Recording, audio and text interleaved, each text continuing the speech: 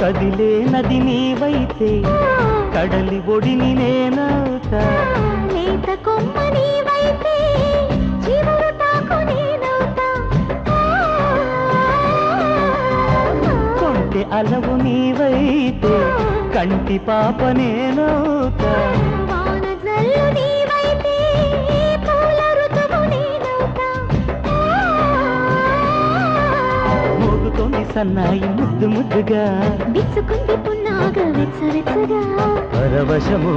పరవరము మరు జన్మకు స్వాగతము